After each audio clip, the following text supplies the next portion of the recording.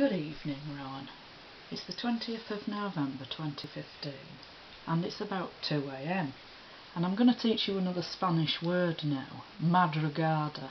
It's a word we don't have in English, but it refers to this time of night. So there's another word you can add to your 3 words of Spanish vocabulary to pretend you can speak it. Madrugada.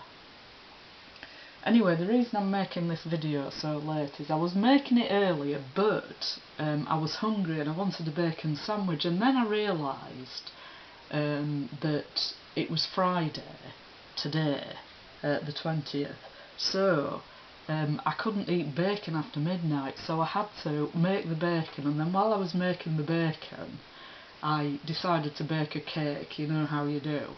And so that's how it's ended up this late in the morning, because I had to then eat the bacon and test the cake for quality control purposes and all that kind of thing and wash up. So now it's pretty late, but I had a siesta, so I'm now up in the madrugada.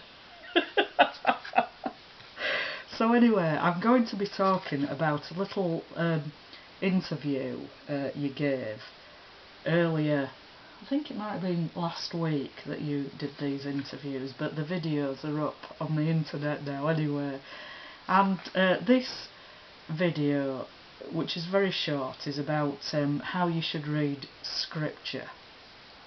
And you make reference to several Bible stories in it, mostly from the book of Genesis. And I'm just going to be talking about one story that you refer to, and then if the battery doesn't go flat on my camera I might move on to another one.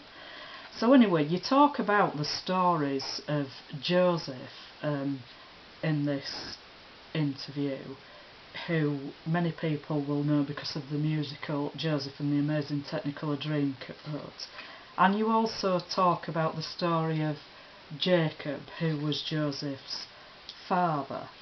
So this is what you have to say about Jacob,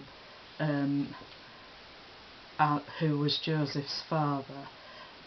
I'll just tell a brief bit of the story first, because Jacob had a brother Esau. They were fraternal twins, and Esau was the firstborn, so he should have been the one to inherit his father's property and his father's blessing. But he sold his birthright to Jacob for a bowl of soup once when he came back from hunting, which was a pretty silly thing to do. But he still then had his blessing to look forward to, his father's blessing.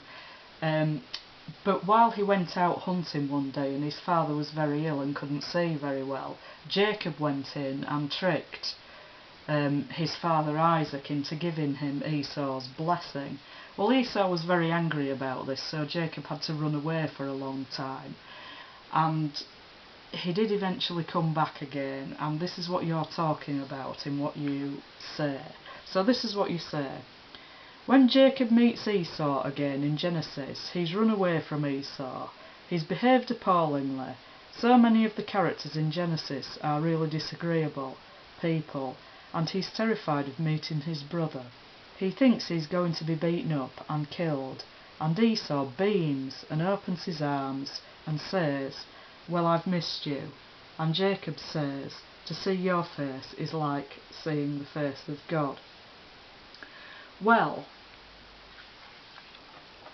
you've missed out some quite important parts of the story.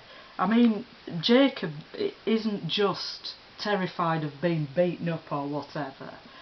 He actually faces the person that he is, the deceiver that he is, and he sends word to Esau that he wants to meet him again, and then the night before he meets him, he spends the night wrestling with God.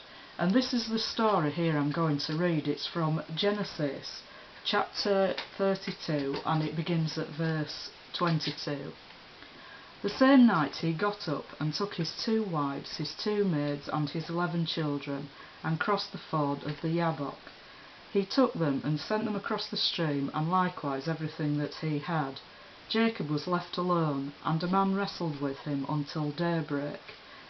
When the man saw that he did not prevail against Jacob, he struck him on the hip socket, and Jacob's hip was put out of joint as he wrestled with him. Then he said, "Let me go, for the day is breaking." But Jacob said, "I will not let you go unless you bless me."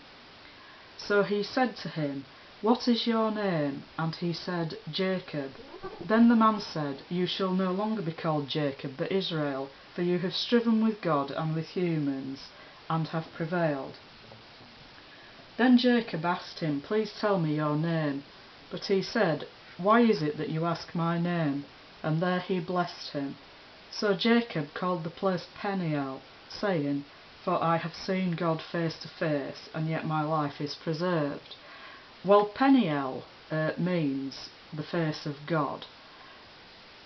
The significance of the stranger, of God, asking for Jacob's name is that the name Jacob, Yaakov in Hebrew, means deceiver. So he recognises himself before God as a deceiver, Yaakov. And then, when he's recognised himself, he's given a new name by God, Israel, which means he wrestles with God. So this is the significance of this story, that he recognises himself, and he's transformed in that recognition, and is given a new name to represent that transformation. And this happens before he goes to meet his brother again, who he's wronged all those years ago. So this is the story of how he meets up with his brother. This is Genesis chapter 33, beginning to read at verse 1. Now Jacob looked up and saw Esau coming, and 400 men with him. So he divided the children among Leah and Rachel and the 2 maids. He put the maids with their children in front, then Leah with her children, and Rachel and Joseph last of all. He himself went ahead of them, bowing himself to the ground 7 times, until he came near his brother. But Esau ran to meet him, and embraced him, and fell on his neck, and kissed him, and they wept. When Esau looked up, and saw the women and children, he said, "Who are these with you?" Jacob said, "The children whom God has graciously given your servant." Then the maids drew near, they and their children, and bowed down. Leah likewise and her children drew near, and bowed down. And finally Joseph and Rachel drew near, and they bowed down. Esau said, "What do you mean by all this company that I met?" Jacob answered, "To find favour with my lord." But Esau said, "I have enough, my brother. Keep what you have for yourself." Jacob said, "No, please, if I find favour with you, then accept my present from my hand. For truly to see your face is like seeing the face of God, since you have received me with such favour. Please accept my gift that is brought to you, because God has dealt graciously with me, and because I have everything I want." So he urged him, and he took it. So this is how Jacob approaches the brother that he's wronged. He doesn't do it in a bombastic way, blaming Esau for what he's done to him in the past. He does it in a way recognising that he's done a wrong thing, and that Esau's got the right to be angry with him. And even before that, even before he meets Esau in this way, he spends the night wrestling with God and recognises himself before God, saying that his name is Yaakov, Deceiver. So that's the way to approach people you've wronged, not blaming your victim. Anyway, I've got to go now because my batteries are going flat very quick on my camera. And also we're in the Madrugada, so I want to get this video uploaded before I run out of high-speed internet time in the morning. So I hope you're having a good week, and don't forget, be alert.